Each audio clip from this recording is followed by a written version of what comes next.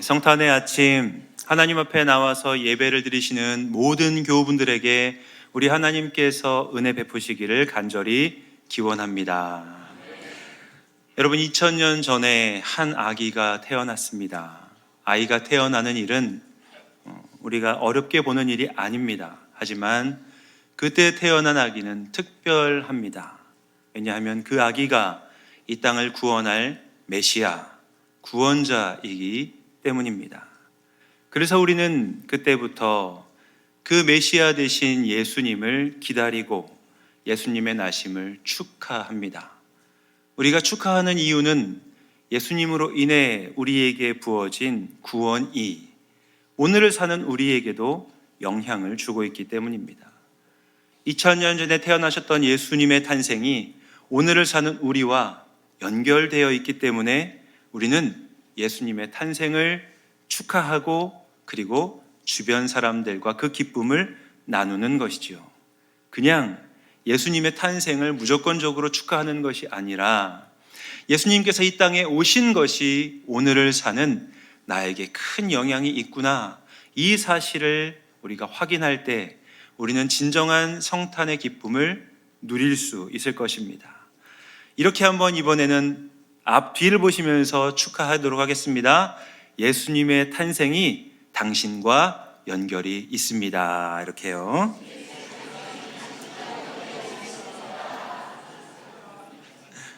온 인류를 위한 구원의 문이 활짝 열렸습니다. 그러나 그 구원의 문을 여신 예수님이 계시는 자리로 한번 가보시죠. 너무 작고 연약한 아기가 누워 있습니다. 어디에 누워 있냐면 동물들이 음식을 먹는 그 여물통에 누워 계십니다. 이 땅에 구원자로 오신 왕께서 아무도 주목하지 않는 자리에 누워 계시는 모습, 스스로는 아무것도 할 수 없는 여느 아이와는 다르지 않은 연약하고 작은 모습으로 누워있는 예수님을 생각해 보십시오. 그 작은 모습, 그 연약한 자리에서 우리가 무엇을 기대할 수 있겠습니까? 사실 우리는 지금 예수님에 대해 알기 때문에 그 탄생을 기뻐하지만 그 모습을 우리가 실제로 본다면 이게 과연 이 땅을 구원하실 메시아의 탄생인가라고 생각하게 될 것입니다. 그래서요, 그 예수님을 알지 못하는 사람들은 예수님을 받아들이지 못합니다. 그러하기에 성경은 예수님이 어떤 분이신지 명확하게 밝힙니다. 요한복음 1장 1절에서 3절 말씀인데요, 우리 함께 읽도록 하겠습니다. 태초에 말씀이 계시니라. 이 말씀이 하나님과 함께 계셨으니 곧 이 말씀은 곧 하나님이시니라. 그가 태초에 하나님과 함께 계셨고 지은 것이 하나도 그가 없이는 된 것이 없느니라. 아멘. 너무 작고 연약해서 아무도 주목하지 않을 것 같은 탄생의 자리를 성경은 그 자리에 계신 분이 태초부터 계셨던 말씀, 하나님이시다라고 설명합니다. 이렇게 설명하지 않으면 아무도 그곳을 주목하지 않기 때문인 것이지요. 그래서 이 땅에 오신 예수님, 작은 모습으로 동물의 먹이통에 누워 계시지만 그 예수님이 바로 태초부터 하나님과 함께 하셨던 말씀이요, 우리를 구원하실 구원자임을 우리는 알게 됩니다. 그런 면에서 예수님이 이 땅에 오신 것은 아주 특별한 선물이라고 우리는 이해해야 합니다. 예수님의 탄생이 왜 우리에게 특별한 선물이 되는가? 이 예수님의 탄생을 통해 우리는 하나님에 대해 알 수 있기 때문입니다. 예수님이 탄생하신 모습, 예수님이 탄생하신 그 사건을 보면서 우리는 하나님을 알 수 있습니다. 하나님의 어떤 부분을 알 수 있을까요? 우리가 먼저 알 수 있는 하나님의 모습은요, 하나님께서 세상을 보시며 참 안타까워 하시는구나 라는 사실을 알 수 있습니다. 하나님이 이 세상을 보시면서 어떻게 하셨다고요? 안타까워 하신다라는 겁니다. 요한복음에는 예수님이 이 땅에 오신 이유가 기록되어 있습니다. 요한복음 3장 16절 말씀을 함께 읽도록 하겠습니다. 하나님이 세상을 이처럼 사랑하사 독생자를 주셨으니 이는 그를 믿는 자마다 멸망하지 않고 영생을 얻게 하려 하심이니라. 아멘. 하나님이 세상을 보십니다. 그런데 안타까워하십니다. 왜냐하면요, 세상이 멸망을 향해 전속력으로 달려가고 있기 때문입니다. 어둠 가운데 살던 사람들, 그래서 내가 어디에 있는지, 내가 어떤 상태인지 모르는 사람들은 내가 하고 싶은 대로 삽니다. 내가 원하는 대로, 내가 바라는 대로 모든 것을 잡으려 하고 모든 것을 하려고 합니다. 그러다 보니 누구나 다 원하는 것을 나만 가지려고 할 때 싸움이 일어나게 되지요. 나는 가지지 못했는데 다른 사람이 가진 것을 보면 미워합니다. 시기합니다. 질투합니다. 그래서 세상은 멸망을 향해 달려갑니다. 조금이라도 내가 더 높은 곳으로 가기 위해서, 내가 조금이라도 더 많은 것을 얻기 위해 내가 노력할 뿐 아니라 모든 사람이 노력하니 세상은 멸망을 향해 달려가며 그 과정에서 사람들은 아프고 힘들어하고 슬퍼하고 낭망하지요. 그 모습을 바라보시는 하나님의 마음은 안타까움입니다. 슬퍼하십니다. 저대로 놓아둘 수 없다라고 생각하시며 말씀하시는 것이죠. 하나님이 세상을 이처럼 사랑하셨다. 그래서 독생자를 주시기로 결정하셨다라고 말씀하십니다. 그 결과가 오늘 우리가 축하하는 예수님의 탄생입니다. 예수님이 오신 것을 가만히 보면서 하나님이 세상을 바라보는 그 마음을 우리는 느낄 수 있게 되는 것이죠. 여러분, 그런 면에서 성탄절은 하나님의 마음을 느끼는 날입니다. 세상을 보며 안타까워하시는 하나님의 마음, 그 마음을 보며 우리도 하나님의 마음에 동참하는 날이 성탄절인 것이지요.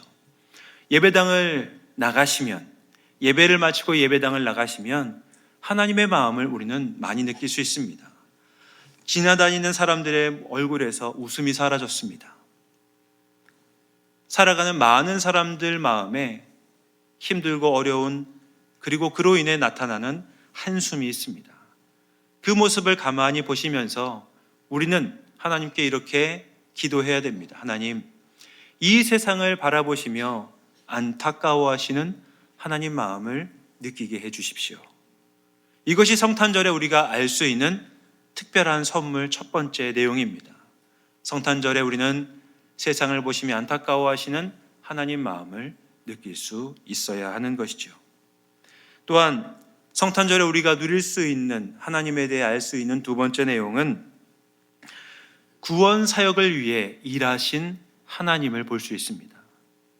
예수님이 태어나신 사건, 예수님이 태어나신 그 일은 하나님의 역사입니다. 다시 말하면 온 우주의 주인이신 하나님께서 아무도 주목하지 않는 자리에 사람의 몸으로 이 땅에 오신 것입니다. 그 일은 사실 가능하지 않은 일입니다. 온 우주가, 아니 우주보다 더 큰 하나님께서 한 사람의 몸으로 이 땅에 오셨기 때문입니다. 우리에게는 너무 쉽게 받아들일 수 있는 말이지만 사실 일어날 수 없는 일이요, 기적인 것입니다.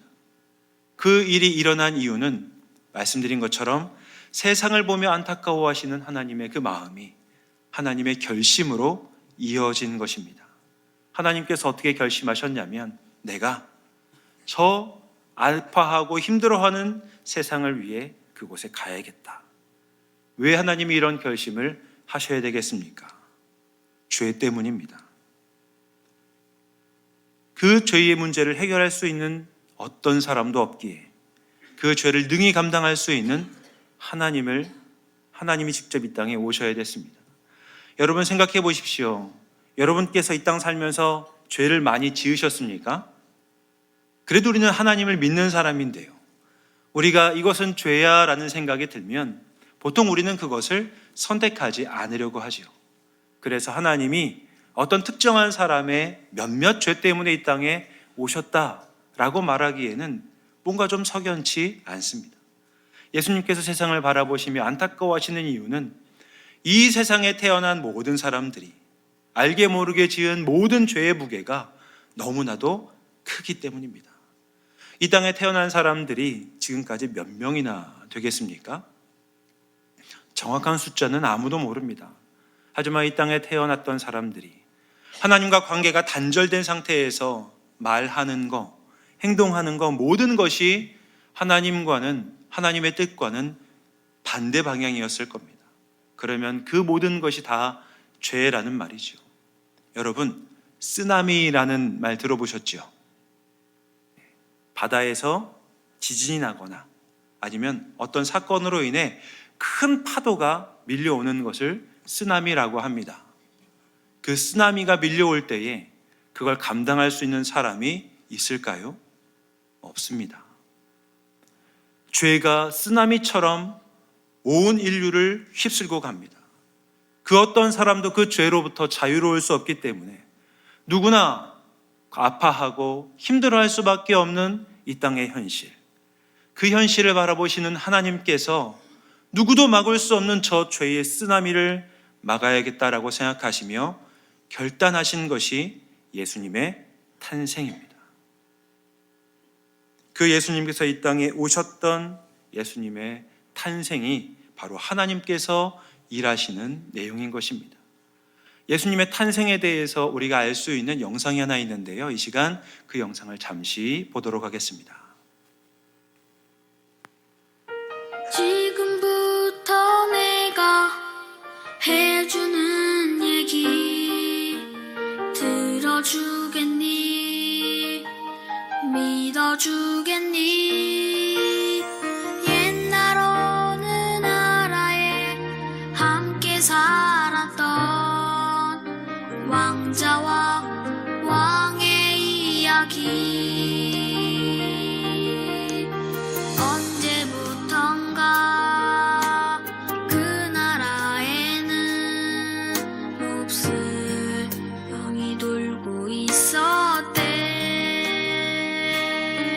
사랑과 용서보다 미움과 싸움이 커져만 가는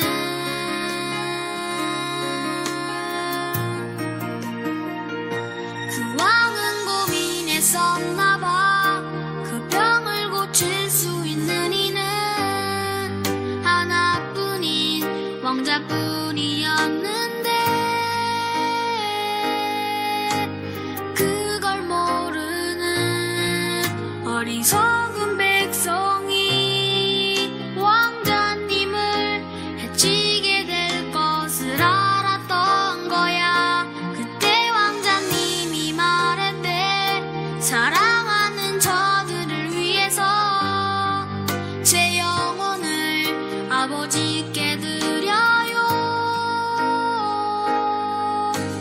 당신의 사랑, 그 위대하신 사랑을 전하러 그 어디든 맨발로 찾아갈게요. 사랑을 나눠줄게요.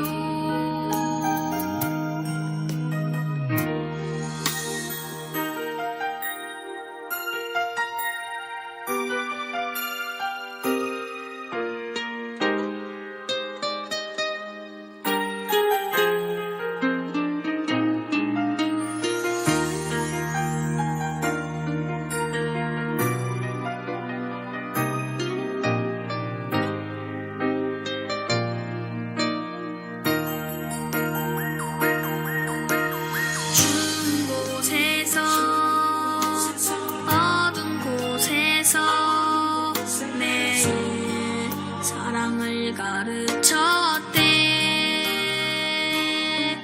항상 기뻐하라고 기도하며 감사하며 살라고.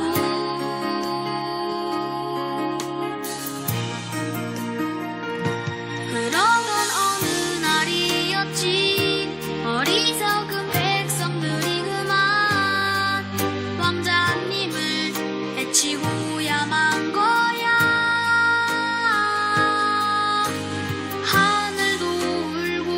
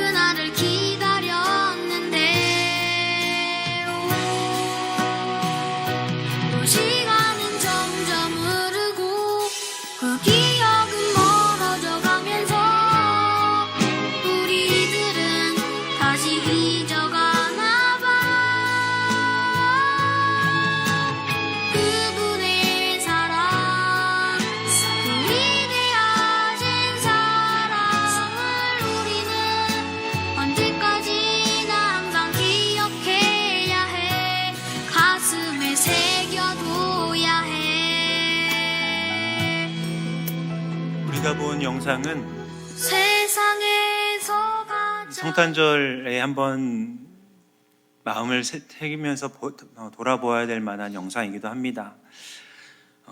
하나님께서 우리를 위해 이 땅에 예수님을 보내셨습니다. 저는 이 성탄을 이렇게 표현합니다. 하나님께서 세상에 뛰어들어 오셨다. 어디로 갈지 모르는 사람들을 위해서 직접 안타까운 마음에 뛰어들어 오신 하나님을 보게 되는 것이죠. 그런데 이 결단과 하나님의 일하심은 결코 쉬운 일은 아닙니다.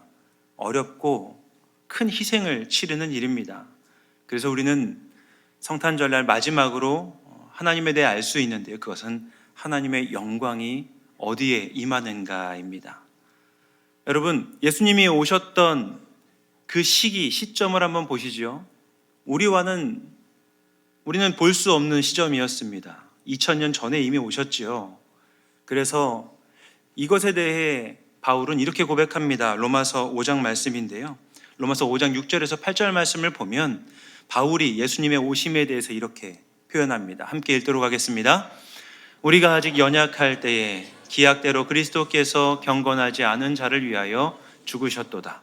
의인을 위하여 죽는 자가 쉽지 않고 선인을 위하여 용감히 죽는 자가 혹 있거니와 우리가 아직 죄인 되었을 때에 그리스도께서 우리를 위하여 죽으심으로 하나님께서 우리에 대한 자기의 사랑을 확증하셨느니라. 예수님께서 구원할 만한 사람을 위해서 들어오지 않으셨습니다. 하나님께서 이 땅에 뛰어들어오셨던 때는 구원할 만한 자격이 있는 사람들만 모여있는 곳을 위해 오지 않으셨습니다. 아직 예수님이 누군지도 모르는 세상에 빛이 비치지만 그 빛을 볼 수도 없는 자를 위해서 예수님은 오셨습니다. 예수님이 오실 때요, 그냥 쉽게 오셨다고 생각하시면 안 됩니다. 예수님의 오심은 엄청난 희생을 동반합니다. 여러분께서 누군가를 사랑한다고 생각하시면 무엇까지 내어놓으실 수 있겠습니까? 선한 사람을 위해서는 목숨까지 내어놓는 경우가 혹 있다고 합니다. 하지만 악한 사람, 자기가 어떤 사람인지도 모르는, 얼마나 큰 죄인인지도 모르는 사람을 위해서는, 악인을 위해서는 목숨까지 내어놓는 일은 없다라고 바울은 선언하지요. 이 땅에 있던 모든 대부분의 사람은 예수님을 기대하지 않았습니다. 하나님의 그 사랑을 갈구하지도 않았습니다. 그냥 어둠 가운데 멸망을 향해 달려가고 있었을 뿐입니다. 하나님은 그때 예수님을 보내어 주셨고, 그래서 하나님 앞에 나아갈 자격이 아무도 없음을 알려주십니다. 그러나 그런 자격 없음에도 불구하고 우리가 하나님께 나와 예배 드릴 수 있도록 하나님은 모든 사람에게 구원의 빛을 비추십니다. 그리고 그것이 예수님의 탄생에서 드러나는 것이죠. 바로 그 자리가 하나님의 영광이 있는 자입니다. 하나님의 영광이 드러나는 자리인 것입니다. 그래서 하나님의 사랑을 받기에 부족한 사람은 아무도 없습니다. 예수님의 탄생을 보면서 하나님의 사랑을 받지 못할 사람도 아무도 없습니다. 좌우를 바라보시면서 이렇게 축복하겠습니다. 당신은 사랑받기에 충분한 사람입니다.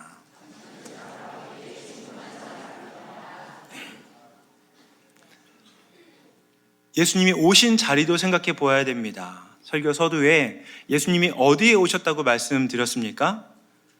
동물의 먹이통에 오셨다고 말씀드렸습니다.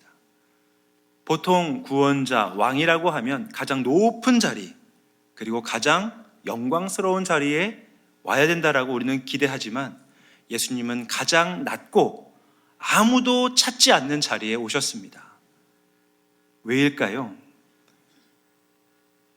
가장 낮은 자리에 있는 사람도 하나님의 사랑을 받을 만한 사람이라는 사실을 알리시기 위해서입니다. 내가 어디에 살고 있는지, 내 형편이 어떤지는 하나님은 관심이 없다라는 말이죠. 하나님께서는 이 땅에 있는 사람에게 찾아오시고 하나님이 어떤 분이신지를 알려주십니다. 그리고 예수님의 탄생을 보라 말씀하시면서 그 자리가 하나님의 영광이 있는 자리다 말씀하십니다. 요한복음 1장 14절 말씀인데요. 요한복음 1장 14절 말씀을 함께 읽습니다. 말씀이 육신이 되어 우리 가운데 거하심에 우리가 그의 영광을 보니 아버지의 독생자의 영광이요. 아멘. 우리가 그의 영광을 보는 자리는 아무도 찾지 않는 자리입니다. 하나님의 영광이 드러나는 자리는 아무도 기대하지 않았던 자리임을 꼭 기억하십시오. 그래서 지위가 높은 곳을 우리는 찾아갈 필요 없습니다. 화려해 보이는 곳을 즐겨 찾지 않으셔도 됩니다. 비록 내가 있는 자리가, 내가 살고 있는 삶의 현장이 다른 사람 보기에는 좀 누추할 수 있지만, 너무 평범할 수 있지만, 분명한 것은 그 자리에 하나님이 뛰어 들어오신다는 사실입니다. 그리고 그것을 우리는 예수님의 탄생을 통해 확인할 수 있습니다. 예수님이 나신 성탄절 아침입니다. 이 땅을 바라보시면서 안타까워하시는 하나님의 마음을 느끼십시오. 그리고 하나님이 이 땅으로 뛰어 들어오셔서 지금도 일하고 계심을 믿으십시오. 그리고 내가 살고 있는 삶의 자리가, 내가 살고 있는 그 삶의 현장이 하나님께서 나와 함께 하시는 하나님의 영광이 드러나는 자리임을 기억하십시오. 그래서 우리는 하나님의 영광으로 살아야 됩니다. 내가 하나님의 영광을 드러내는 그런 존재임을 우리는 기억해야 하는 것이죠. 그래서 성탄은 기쁜 날입니다. 내가 하나님의 영광이 드러나는 그런 존재라는 것, 그 삶이라는 것을 우리가 확인하기 때문에 성탄은 축복받은 날입니다. 내가 어떤 형편과 상황이라 할지라도 나에게 찾아오시는 하나님을 만나는 날, 그래서 그 만남과 기쁨을 가지고 하나님께 받은 사랑과 은혜를 가지고 멸망 가운데 살고 있는 사람에게 나아가는 날, 그래서 그들에게 손을 내밀어 줄 수 있는 사람이 바로 우리인 것입니다. 사람들은 빛이 비쳤지만 그 빛을 모릅니다. 하지만 하나님이 이 땅에 오신 것을 경험한 우리는 빛으로 이 땅을 살아가게 되는 것이죠. 여러분, 예배를 마치시고 여러분의 가정, 여러분이 모임하는 자리로 가실 때 내가 하나님의 영광을 드러내는 자임을 기억하십시오. 그리고 오늘 내가 만나는 사람에게 하나님의 은혜와 사랑을 전하는 빛으로 사십시오. 그래서 이 지역 가운데 우리 가정에 다시 한번 하나님의 위대한 영광이 드러나는 복된 삶을 사시는 우리 의동교회 성도님들 되시기를 성부와 성자와 성령의 이름으로 간절히 기원드립니다.